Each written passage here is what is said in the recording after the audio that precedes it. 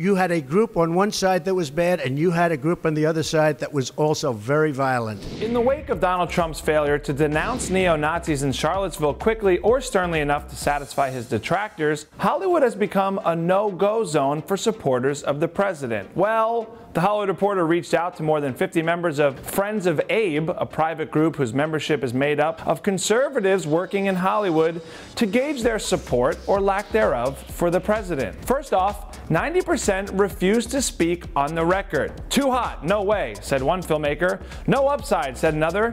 Asked one actor, "Are you trying to get me killed?" Actor Scott Baio has no such hesitation, saying, "I don't give a about Hollywood liberals. They're going to hate the guy no matter what." Baio, who became arguably entertainment's highest profile Trump supporter after speaking on his behalf at the Republican National Convention, says his support hasn't waned and that everyone in his circle of acquaintances feels the same way. All the more so since Charlottesville, largely because of what they see as relentless attacks coming from late-night hosts, stars, and the press. Baio says all it does is help Trump because people have had it. We know who Trump is, and we don't believe the propaganda. And I don't think most of the country does either. The media is almost irrelevant. It's predictable and boring.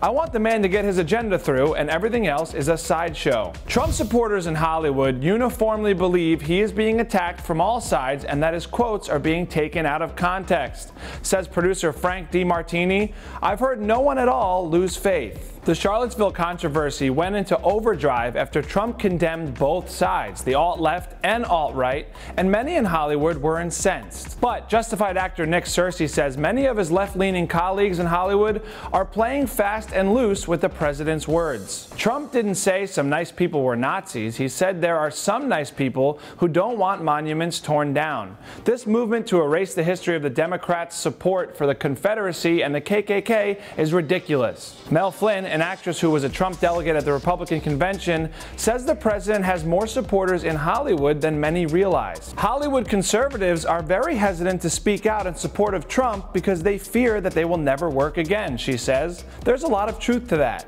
All right, so what do you think about Hollywood conservatives still standing with Trump? How about the stance that the media is irrelevant? Why don't you go ahead and make this relevant and comment below. For the Hollywood Reporter News, I'm Paul Costabile.